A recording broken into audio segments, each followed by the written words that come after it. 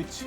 Com a crise hídrica que estamos enfrentando, temos visto o valor da nossa conta de energia ficar cada vez mais caro. Isso porque a principal geração de energia do país vem de usinas hidrelétricas e com a estiagem o governo se viu obrigado a recorrer a outros tipos mais caros de energia. Pensando em economia, a energia solar está cada vez mais em pauta. Por isso, hoje, o Ação Nacional vai conversar com um especialista no assunto, o Rodolfo Loher, diretor da GeoBlue, empresa que atua há quase 30 anos em projetos de soluções ambientais. Rodolfo, seja bem-vindo. Obrigado por aceitar o convite do Ação Nacional. Vamos bater um papo, aliás, aprender muito, né, neste momento tão conturbado que estamos vivendo, mas vamos aprender muito sobre energia renovável. Seja bem-vindo. Muito obrigado, Carlos. Eu que agradeço o convite e vamos ver se a gente consegue esclarecer as dúvidas aí dos seus telespectadores, né? Tá certo, mas antes de entrar na pauta, eu vou entregar aqui o Rodolfo, que nos camarins da vida nós estávamos conversando. Ele, além de diretor da GeoBlue, ele gosta de uma viola, né, Rodolfo? Gosto de tocar um violão aí. Não sou músico profissional, mas gosto de brincar. Eu até sugeri para a Ana, a nossa diretora, eu falei, vamos trocar a pauta, vamos falar de música, coisa sertaneja, mas não, vamos falar, sem dúvida, de energia renovável, mais uma vez, aprender muito sobre esta situação. Ô, Rodolfo, para começar, o que é energia renovável? Então, Carlos, a energia renovável é aquela que vem de recursos naturais que são naturalmente reabastecidos, tá, né? Então, no caso, a chuva, o sol, o vento. Então, a energia renovável vem desses recursos. Sim, tá certo. E, Rodolfo, o que pode ser, o que a gente pode considerar como uma energia renovável? A gente tem várias matrizes energéticas, né? Então, temos a hidrelétrica, sim, a hidrelétrica que é pela água, né? Então, a gente tem também a solar, a gente tem a eólica, né? Que é o vento, temos de ondas do mar, né? Tem vários outros tipos, que acho que nem vale muito a gente entrar em cada uma delas, mas acho que a mais conhecida mesmo é a hidrelétrica, tá, a solar e a eólica. Tá certo. Ô, Rodolfo, você está há quanto tempo na área? Eu trabalho na GeoBlue, eu estou há 8 anos na GeoBlue, né? Mas a GeoBlue é uma empresa que está há 30 anos no mercado ambiental. Então, a gente fornece soluções na área de meio ambiente desde 1993. Tá. Mas por que eu fiz essa pergunta? Acho que nunca se falou tanto em energia hoje, né? Principalmente, como eu disse na abertura do programa, ela está batendo no bolso, né? Está batendo no bolso porque está ficando cada vez mais cara, né? A inflação energética ela só sobe. Hoje está em média 12% ao ano a inflação de energia. Então, em média, a conta de energia sobe 12% ao ano. E agora essa maluquice do tempo, hora chove, hora não chove, hora seca, hora vento, esse tempo, né, que não é mais padronizado, né, não existe mais outono, verão, primavera, é tudo uma bagunça só. Isso tem um impacto direto na energia, né? Tem, porque a gente está vivendo agora uma estiagem, né, uma crise hídrica, então isso impacta diretamente na produção de energia, porque as hidrelétricas, elas correspondem a 57% da produção de energia no país. Então, o impacto é muito grande quando falta água para produzir energia com as hidrelétricas, né? Então, aí precisam ser acionadas as termoelétricas, né? Que são queimas de combustível, né? Pelo calor. Então, essa energia é uma energia mais cara. E aí isso impacta na conta dos brasileiros. É aí que é o problema, né? Aí que é o problema. E pelo que você está por dentro, está analisando, você acha que tem solução assim para um futuro ou não? A gente vai cada vez mais pagar mais caro na energia, na conta, aliás. Olha, tem solução, né? Inclusive, a solar é uma ótima solução quando você quer realmente economizar com energia elétrica, tá, porque a energia solar é a mais abrangente para que cada um possa ter na sua casa. Você consegue, pela geração distribuída, cada um pode ser um produtor, sim, da sua própria energia. Tá. Então, ela tem essa abrangência, porque você não conseguiria montar uma hidrelétrica na sua casa, uma termoelétrica na sua casa. Uma eólica, já existem sistemas, né, que podem ser colocados em casa, né, mas aí você depende do vento também. Agora, o sol nasce para todos, né? O sol está aí todos os dias e nascendo para todo mundo. E nós vamos entrar mais fortemente daqui a pouquinho em energia solar. Ô Rodolfo, qual é a mais sustentável e por quê? Olha, eu vou defender aqui a minha área, claro. né? Eu acredito que é a solar, até por esse motivo da abrangência, porque ela consegue realmente contemplar mais pessoas, porque você pode produzir essa energia na sua própria casa, em coisa que as outras não conseguem. Você não consegue fazer isso, né? Como eu comentei anteriormente, montar uma hidrelétrica na sua casa, uma termoelétrica, uma maremotriz, aí não tem como. Então, a solar, ela está se popularizando e eu acredito que ela é a mais sustentável. Eu quero ter a energia, quero usar da energia solar. Como que eu faço para montar todo o sistema? Como que é? Olha, a primeira coisa que a gente precisa para identificar assim, qual que é o tamanho do sistema para você é da sua conta de energia. Tá. Então, a primeira coisa é analisar a sua conta de energia e fazer uma média do seu consumo. Então, ver qual que é o seu perfil de consumo e através do seu perfil de consumo a gente faz umas contas e consegue dimensionar o tamanho do sistema e aí também a quantidade de placas que precisariam. Então, pode ser também que aconteça de você precisar de uma quantidade de placas que não tem condição de colocar essas placas no seu telhado. Então, isso pode acontecer. Pode ser que você fale, eu quero suprir toda a minha energia, mas não vai dar, porque você não tem espaço para colocar no seu telhado. Tá certo. Ô Rodolfo, mas a energia hidrelétrica, ela é a melhor maneira no Brasil ou não? Você tem outras situações?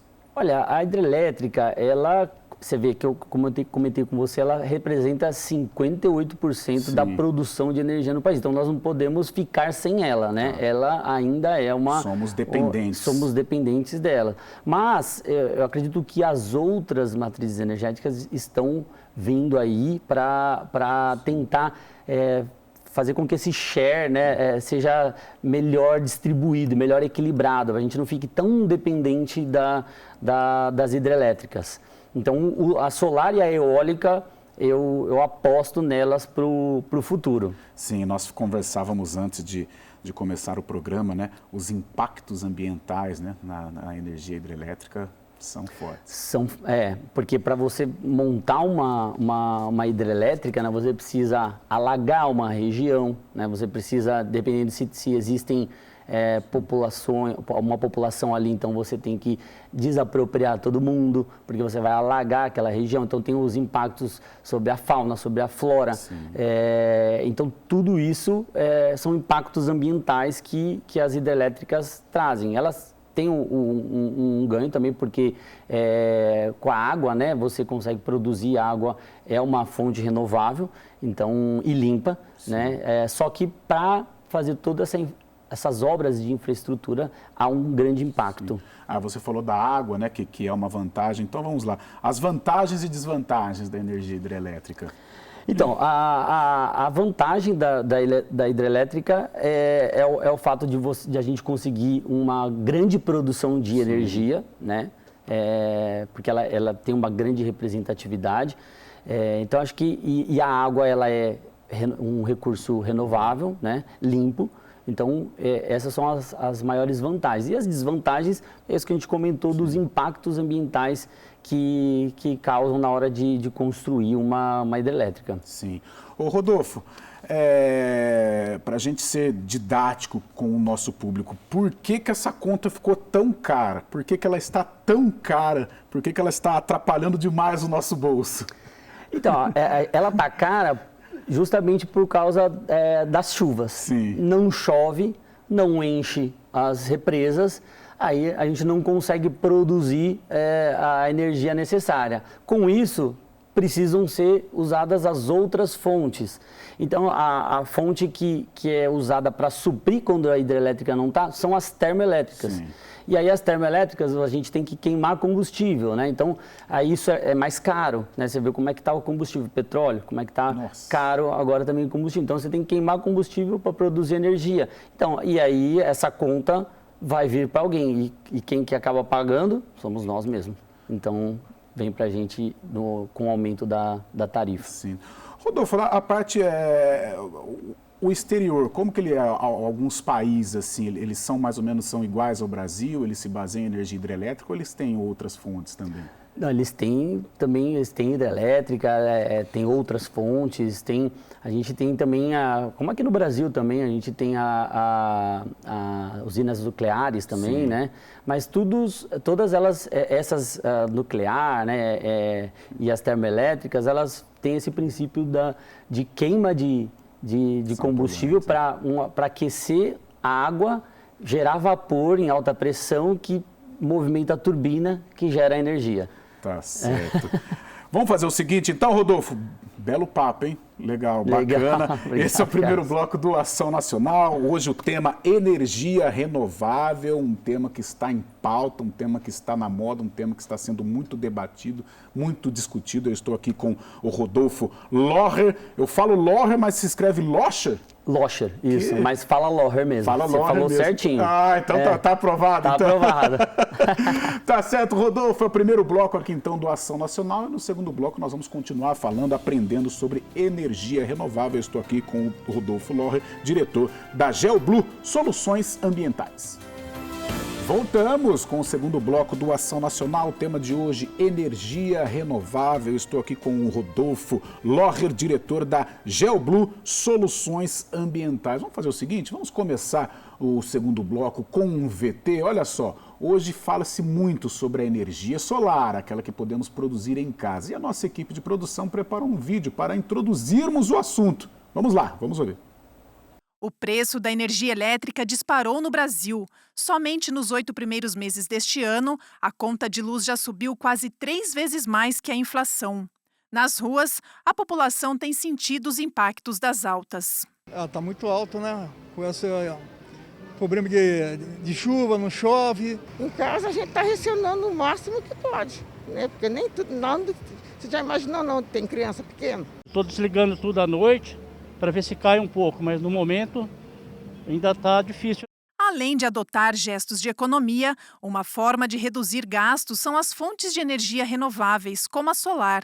Segundo a Agência Nacional de Energia Elétrica, a ANEEL, atualmente o Brasil possui cerca de 600 mil sistemas de energia solar instalados, que correspondem a 2,1% da produção energética do país. Apesar do alto custo de implementação, essa tecnologia vem despertando interesse na população. A gente até pesquisou de colocar energia solar, mas fica muito caro. Inclusive, é o que eu moro em apartamento. Se eu tivesse uma casa, eu teria colocado já fazia uns 2 anos. Esse engenheiro possui sistema de energia solar em casa e conta que vem conseguindo economizar.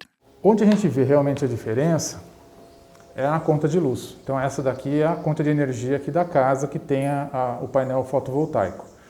A gente está acostumado a ter sempre a tarifação da energia que a gente gasta, a energia ativa que a concessionária fornece para a gente.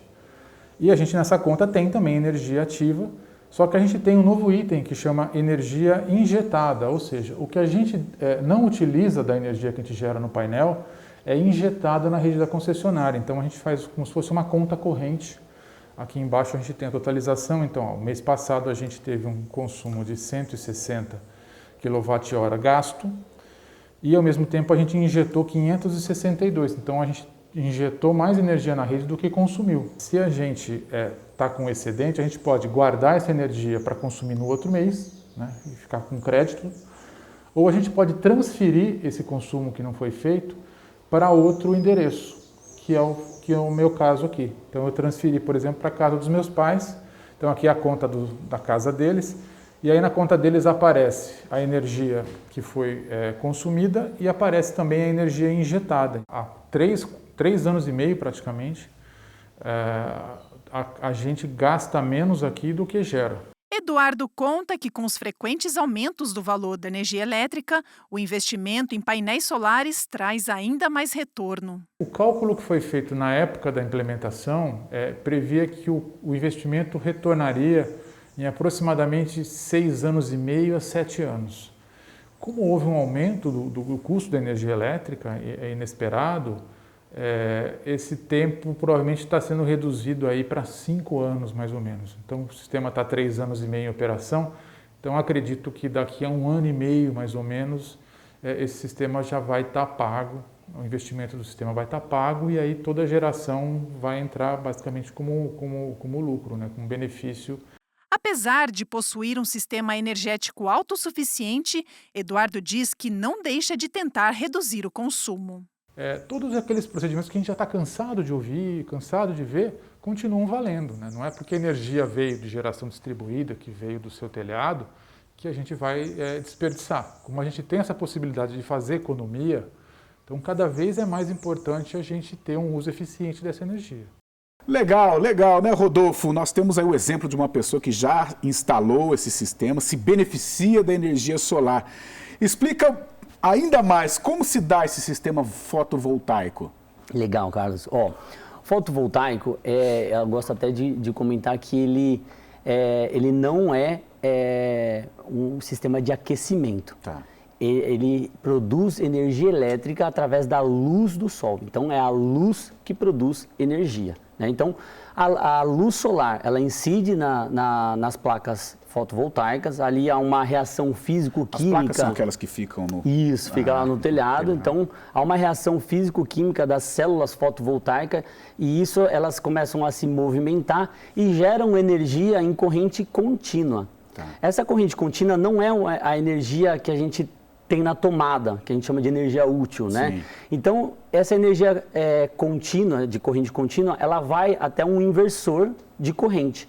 E aí esse inversor, ele faz a parametrização junto à rede da concessionária, então lá tá vindo 220, 60 Hz. Ele produz aquela energia ali em 220, 60 Hz, e entrega essa energia para dentro do imóvel. Certo.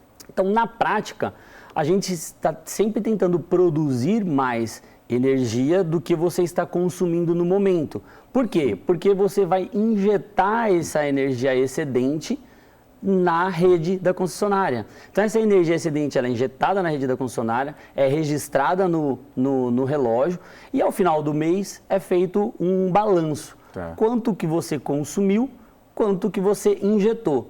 Então é aquilo que eu comentei com você antes, né? Se você consumiu lá 200, injetou 250, então você ficou com um saldo ainda, um crédito de 50 que fica para o outro mês. Esses créditos, eles têm duração de 5 anos. Sim. Então, a ideia é que a gente faça um dimensionamento. Lembra que eu comentei da conta de energia, né? Então, eu preciso da sua conta para dimensionar o seu perfil de consumo, para que eu faça esse dimensionamento, para que não gere nem muitos créditos e nem falte créditos para você. Tem que ficar um meio termo aí ao longo de 12 meses. Tá bem equilibrado. E você falou, né, sistema de aquecimento, porque as pessoas confundem realmente. Confundem muito, confundem muito. Energia solar é aquela que é para aquecer água, Sim. né? Não, fotovoltaica, a palavra fotovoltaica é foto de luz e voltaica de volts, então é a luz que gera energia. Ah, tá, legal. Rodolfo, eu quero implementar esse sistema em casa. O que eu tenho que fazer? Vou começar do zero, eu uso a energia normal e tal, mas eu quero ter essa energia fotovoltaica. O que eu tenho que fazer? A primeira coisa é importante você escolher uma boa empresa que te forneça esses equipamentos e essa instalação. Como que é esse mercado no Brasil? Está crescendo? É um mercado aquecido já? Sim, é um mercado muito aquecido. Hoje a gente trouxe esses dados aqui, são cerca de 86.665.000 unidades consumidoras. O que é uma unidade consumidora? É um reloginho que está marcando energia. Então, desses 86 milhões, apenas 622 mil instalações de fotovoltaica, ou seja, não dá nem 1% desse total. Tá. Tudo bem que não daria para instalar em todas essas unidades consumidoras. Vamos pensar que reloginhos que estão marcando energia, existem lá apartamentos, existem lojas de shopping, que não dá para você fazer uma instalação num shopping, porque tem um condomínio, tem toda uma regra de condomínio, que não dá para você instalar, eu quero instalar aqui, você mora num apartamento, não é isso? Por exemplo, vamos supor que você falasse, não, eu quero cobrir a minha garagem aqui e mandar energia para o meu apartamento. Você não pode fazer isso. Ou o condomínio instala para a área comum, e aí todo mundo é beneficiado, né? Ou você instala em outro local, que isso é legal comentar com os telespectadores, que é possível, de repente você mora num apartamento, não tem um espaço físico, mas você tem a casa da sua mãe, a casa, né, do seu pai ou da sogra, e você consegue instalar lá nessa outra residência e enviar os créditos para o seu apartamento. Esse se chama autoconsumo remoto. Sim. É possível fazer isso, mas existem umas regras, que você precisa estar, essa conta precisa estar no mesmo CPF ou no mesmo CNPJ e dentro da mesma concessionária. Engraçado isso dentro da mesma concessionária, porque, por exemplo, a CPFL, ela tem vários CNPJs, CPFL Paulista, CPFL Tapetininga, e elas não conversam entre si nesse sentido de envio dos créditos. Sim. Então, até aconteceu um caso de um cliente nosso que tinha uma lotérica em Indaiatuba, lá é CPFL Tapetininga, se eu não me engano, e aqui, e ele tem a casa em Campinas. Sim. Ele não conseguia produzir lá na lotérica para mandar para casa, porque são CPFLs diferentes. Mas é possível, por exemplo, a minha família mora muito longe, eu consigo fazer esse sistema, mandar... Não, a não ser que seja a mesma concessionária. Por exemplo, São José do Rio Preto é CPFL Paulista.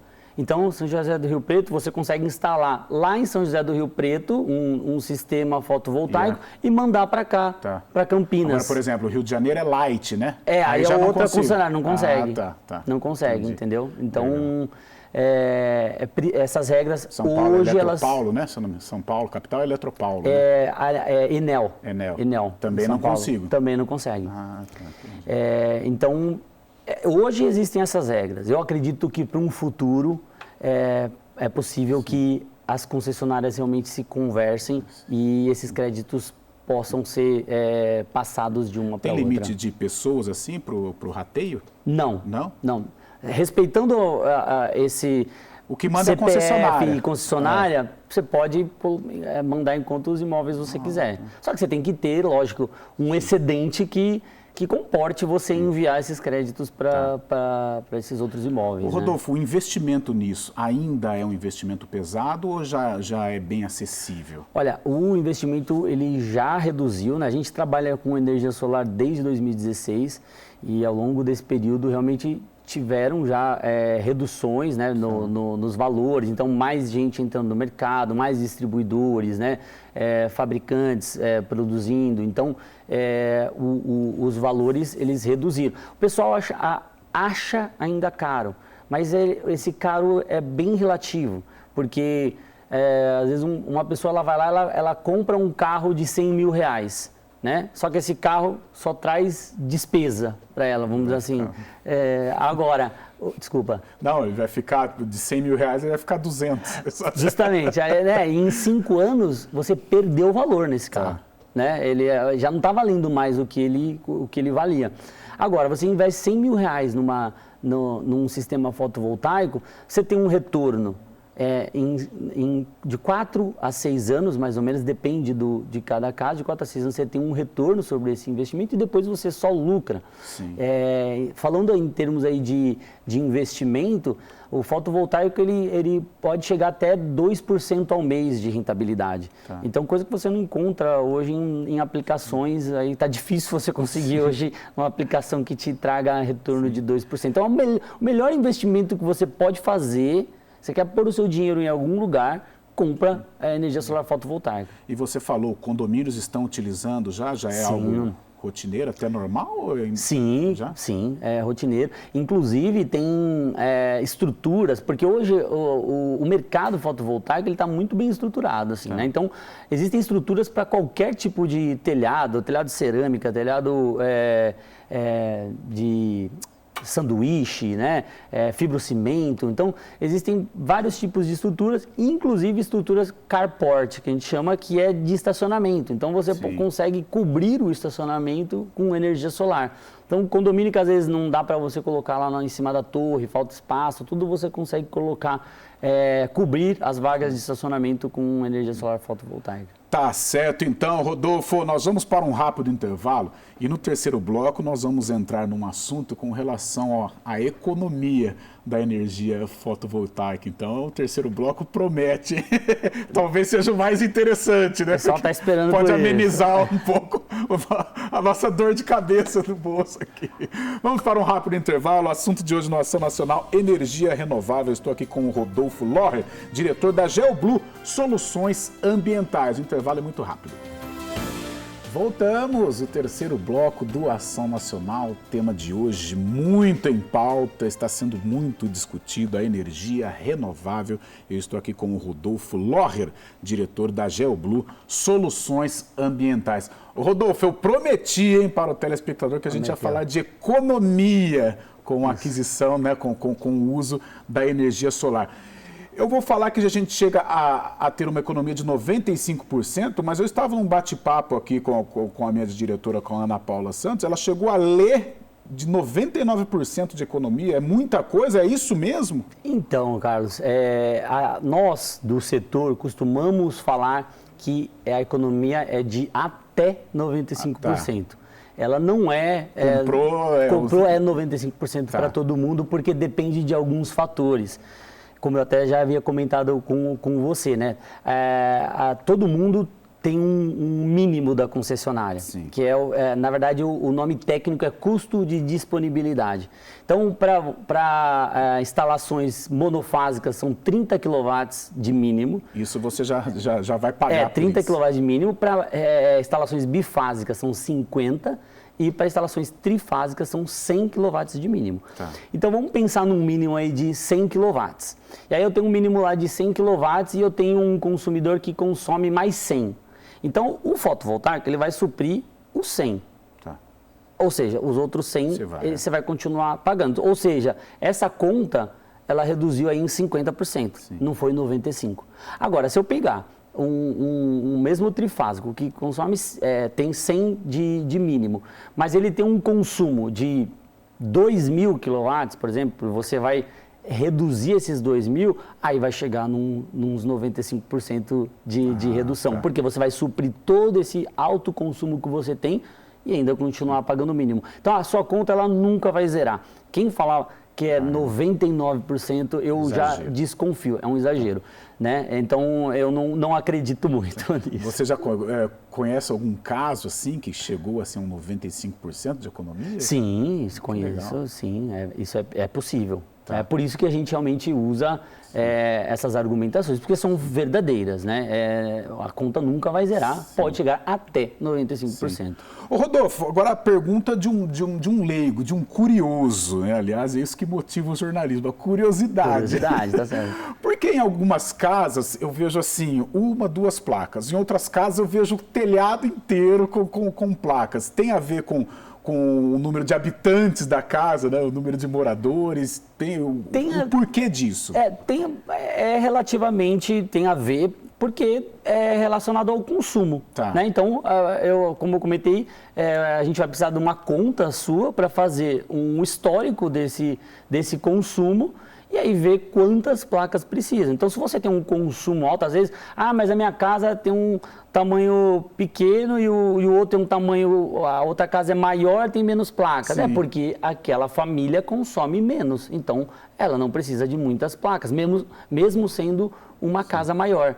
Agora, aquela casa que é menor, mas consome muito, tem muitos equipamentos ali, ar-condicionado, aí tem um consumo maior, mesmo a casa sendo menor, né? Ela tem mais placas ali para aquela casa. E depende também se tem espaço para colocar, né? Para suprir o consumo. E mesmo eu adotando a energia solar, eu vou ficar dependente da concessionária, não é um serviço independente da concessionária, né? Isso é uma ótima pergunta, porque eu até costumo perguntar, e eu vou fazer a pergunta para você agora. Tá.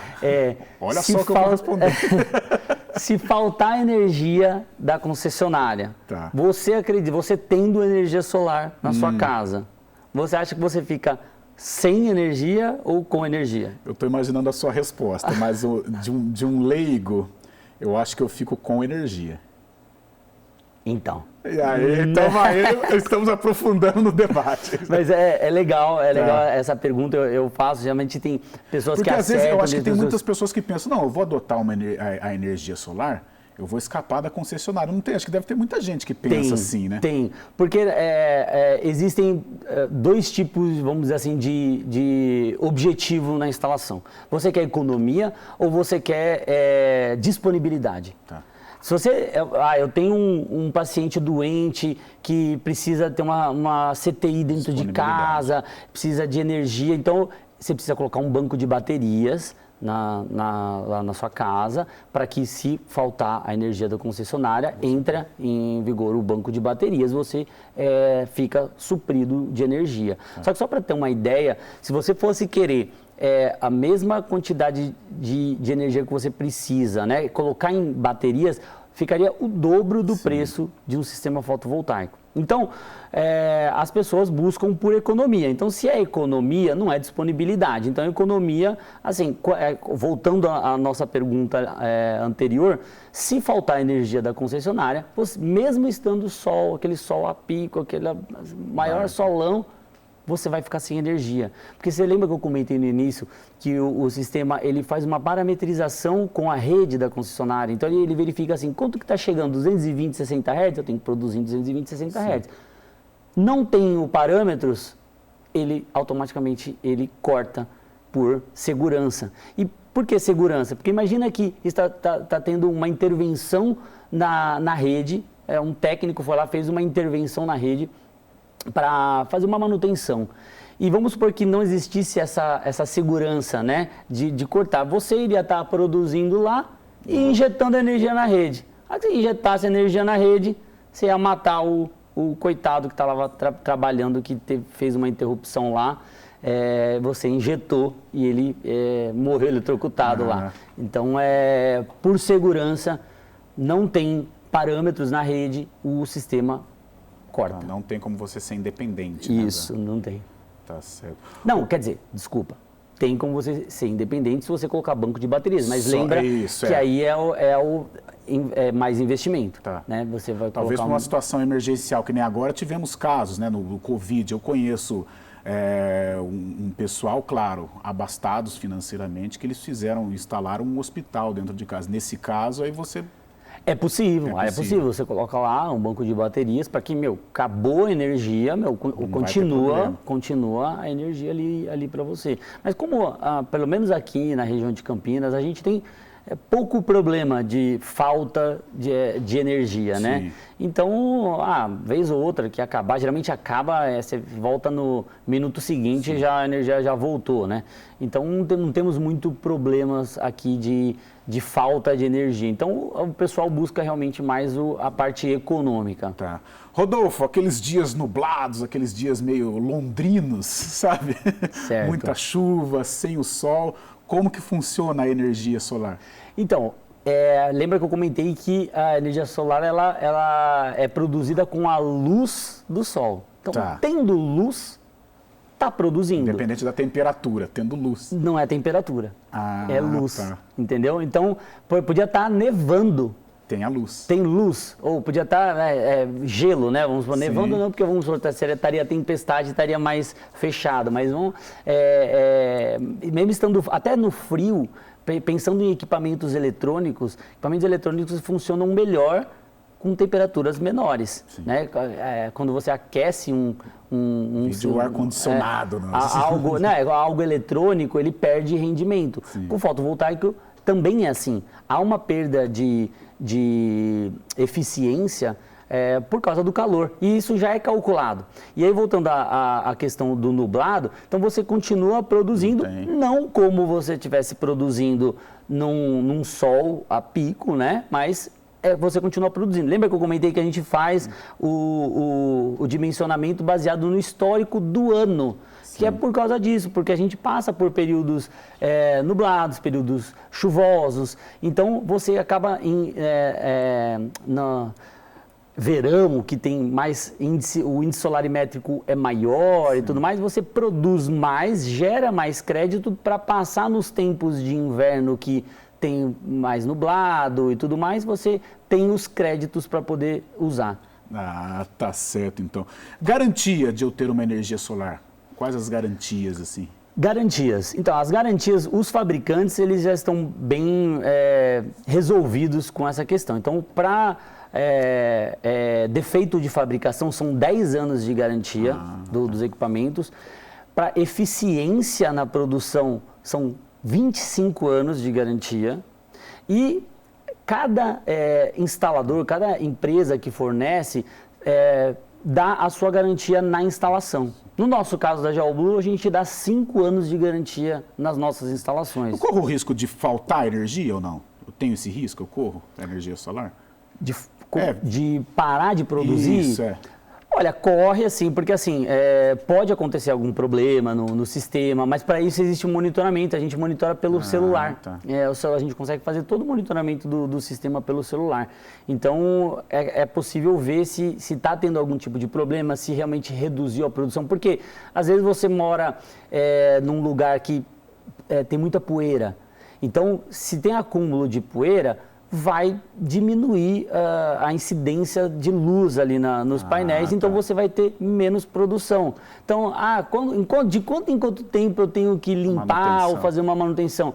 Não dá para saber. Eu tenho que ver onde você está para ver como que há esse acúmulo de sujeira, para ver de quanto em quanto tempo seria ideal limpar. Tá. Né? O Rodolfo, com relação às placas, por exemplo, eu tenho lá 4 placas no meu telhado. Não, quero aumentar, tá chegando mais um filhote aí, tal.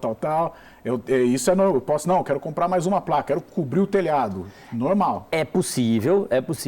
E existem até diferenças de produtos, né? Então, o sistema convencional, que a gente chama, tem o inversor, que é o inversor de corrente, ele parece mesmo um aquecedor solar, sabe? Sim. O tamanho dele, só para você ter em termos de dimensão, ele parece um aquecedor solar. Então, você tem que ter colocado isso em algum lugar ali na sua casa, na sua área de serviço, ele tem que estar ali. Agora, se você for aumentar e você tem esse tipo de sistema, você vai ter que colocar outro aparelho desse com uma outra quantidade de placa. Mas existem os microinversores, que aí sim eles são mais modulares, você consegue ir aos poucos aumentando de pouquinho em pouquinho.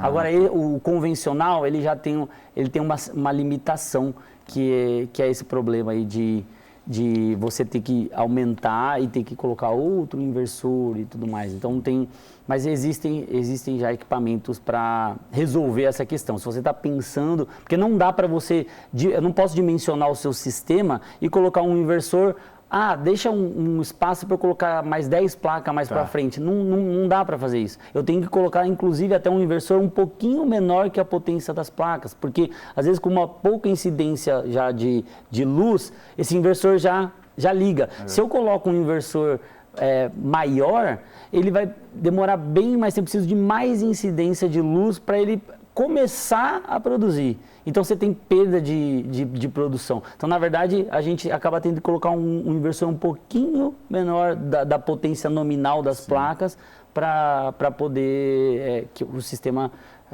seja mais eficiente. Tá certo. Rodolfo, antes de fechar o bloco, eu quero polemizar um pouquinho, porque eu vou falar sobre dinheiro, sobre gastos ou sobre taxas, né? E olha, tem uma tarifa, né, que já foi discutida na Câmara dos Deputados, projeto de lei que visa uma cobrança gradativa a partir de 2023 da energia solar produzida em casa. Polêmico, né? É polêmico. Porque o que acontece, Carlos? Hoje, lembra que a gente falou muito aqui de crédito, né? Eu injeto energia na rede e eu tenho um crédito de energia. Então, como que funciona hoje? Hoje, se você injeta 1 kWh na rede, você tem 1 kW de crédito. Tá. Mas aí que o governo lá, o pessoal falou, não, você injeta energia na rede, há perdas de energia, né, na rede, não sei o que, então eu não quero mais isso, eu quero que você injete 1 eu te devolvo 0,6. Te come 40% do que você está injetando. Sim. E aí houve uma movimentação do setor, aí fizeram subir uma hashtag taxar o sol não e tudo mais. Mas aí houve um grande debate e aí ficou acordado que vai ter uma taxação, mas ela vai ser gradativa, né? Vai começar em agosto do ano que vem. Então, todo mundo que instalar o sistema fotovoltaico antes de agosto do ano que vem não vai estar sujeito a essa taxa. Vai ter garantido que vai ter esse 1 para 1 até 2045. Tá. Então, tem essa garantia de 1 para 1. Se não, depois dessa data, não. Aí já vai ter essa taxação aí em cima dos créditos que você injeta na rede. Falou em taxa, dá até arrepio. Dá arrepio. Ainda mais agora. A hora que o setor está indo bem, que o pessoal tá gostando, o pessoal já vê um jeito de taxar, né, o setor. Tá certo, então. Fim do terceiro bloco, Rodolfo Lohrer, diretor da GeoBlue Soluções Ambientais. O bate-papo de hoje aqui no Ação Nacional, energia renovável. Já tem mais um tipo de energia residencial. A gente vai debater aqui no último bloco do Ação Nacional. O intervalo é muito rápido. Voltamos, o último bloco do Ação Nacional, tema de hoje, energia renovável. Estou aqui com o Rodolfo Lohrer, simpático Rodolfo, que depois ele vai passar os contatos, porque ele é violeiro também, eu disse isso na abertura do programa. Vamos marcar um churrasco aí. Mas muito bacana o nosso programa, de muito aprendizado, e vamos aprender mais nesse tempinho que ainda resta, vamos aprender mais. O assunto agora é energia eólica, mas energia eólica residencial. Eu consigo ter essa energia eólica na minha casa? Você consegue ter na sua casa? Então, é possível sim, Carlos. Existem equipamentos mais compactos, né? Porque hoje, quando você fala em energia eólica, você pensa naquelas grandes turbinas eólicas, né? Aquelas hélices gigantescas, né? Mas existe sim turbinas menores. Mas o que acontece? Você fica muito dependente de regiões que precisam, que tenham vento, né? Tá. Não adianta você colocar uma turbina eólica na sua residência e a tua região não é uma região de vento. Então, o que eu percebo é que ainda a produção ela ainda não é tão grande como, por exemplo, na energia solar fotovoltaica. Então, você precisaria de mais ou uma turbina maior. Sim. E aí acaba que, fisicamente, isso fica meio esquisito. No caso da solar, até tem muitos clientes que não gostam muito da estética. Então, eu fico imaginando na parte da eólica, o cara fala, vai ficar um ventilador ali em cima do meu telhado, ali, né? Eu fico pensando nessa parte estética, né? Principalmente um arquiteto, quando vai lá, constrói aquela casa, aquela fachada bonita e tudo mais, aí você põe um ventilador lá em cima do telhado, né? Sim. Então, eu acredito que assim, ainda tem muito que avançar para chegar nessa popularização da eólica para o residencial. Tá certo. O Rio Grande do Norte, né, usa muito, né, desse tipo Rio Grande do Norte usa muito, e até é curioso que eles assinaram aí um projeto para estocar energia eólica. Opa. Estocar... É possível. É possível. Já diria a Dilma Rousseff. Então, tá vendo? O pessoal tirou sarro da Dilma. É possível. E é possível, é interessante, eu nem sei explicar muito bem, mas depois o pessoal pode até procurar aí no YouTube, né, vídeos mostrando como que é feita essa estocagem. O curioso é que fica um guindaste, ele issa quadrados de concreto de 35 toneladas, né? E vai montando em volta dele uma torre de concreto, desses concretos. E aí, então ele usa a energia que está sendo produzida ali, né? Para içar esses concretos. E aí, quando você precisa da energia, você pega esse concreto, o guindaste pega, e a hora que ele desce, ele gera lá uma rodana, que gera uma turbina e que devolve a energia. Eu achei muito curioso isso, muito legal. Tá certo. Rodolfo, vamos falar um pouquinho então da GeoBlue, falar dessa parceria com a Rede Século XXI, com a TV aqui, com a Associação do Senhor Jesus. Vamos falar assim. Legal essa parceria nossa aqui, que a gente presta uma consultoria ambiental para a Rede Século XXI. Então, tudo que a Rede Século XXI tem dúvida, né, de como proceder na parte ambiental, ela consulta a GeoBlue.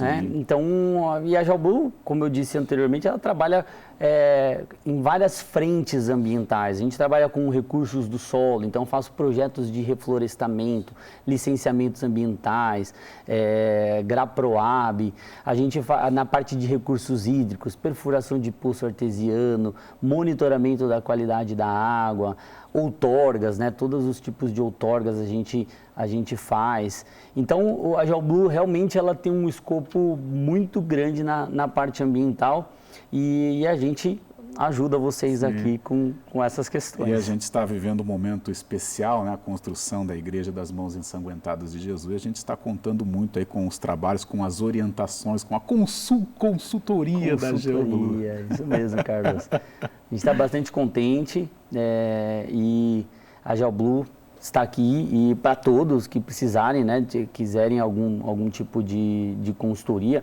acesse nossas redes sociais, né, GeoBlueBR, né, @GeoBlueBR, as nossas redes sociais. Então segue a gente lá no Instagram, a gente coloca bastante notícias interessantes na área ambiental. Sim. Então quem quiser, fica à vontade, falar com a gente a hora que precisar. Bacana. Você falou que tem 30 anos a empresa? Você 28 anos. 28. 28. 1993, né? Vai fazer 28 agora, igual eu, né? assim, eu tenho 40, mas 38. Melhor. Você tem 40 e eu tenho 40. Então, tá vendo? Mas bacana. Rodolfo, parabéns pelas informações, parabéns pelos ensinamentos aqui, aprendemos bastante. Eu costumo falar que aqui no Ação Nacional a gente aprende muito com os convidados. E para encerrar, o que esperar da energia renovável daqui para frente? Olha, o que eu espero, né? As tecnologias, você sabe que elas avançam assim, exponencialmente, né? Então, o que eu espero dessas tecnologias é que elas nos ajudem a ter mais eficiência na produção de energia. Então, hoje, igual eu comentei com você na parte do solar, né? Às vezes você tem um consumo alto e não consegue suprir todo o seu consumo porque você não tem espaço. Então, quanto mais eficiente forem os módulos solares, as turbinas eólicas e assim por diante, é melhor para nós, né? Então, menos espaço eu preciso para produzir aquela energia. Então, eu espero isso dessas tecnologias, que elas nos ajudem a ter mais eficiência na produção de energia. Tá certo. Agora, fechando realmente o Ação Nacional. Obrigado, Rodolfo, pela sua presença. Obrigado, desculpa aí as brincadeiras, mas divulguei também o seu talento, isso é importante. Imagina. E tá marcado sim, vamos marcar esse churrasco aí, que a gente faz um sonzinho amador, sim, né? E você vai falar muito sobre energia no churrasco também. Rodolfo, obrigado pela presença. O Ação Nacional fica por aqui, prometendo voltar no próximo sábado, sempre com um aprendizado, sempre com um assunto importante, pertinente para você. As portas escancaradas para você. Até a próxima. Muito obrigado, Carlos. Valeu. Obrigado a todos. Tchau, tchau. Valeu. Tchau, tchau. A Ação Nacional fica por aqui. Mais uma vez, fica o convite. Sábado que vem, mais um programa inédito bacana para você. Até lá.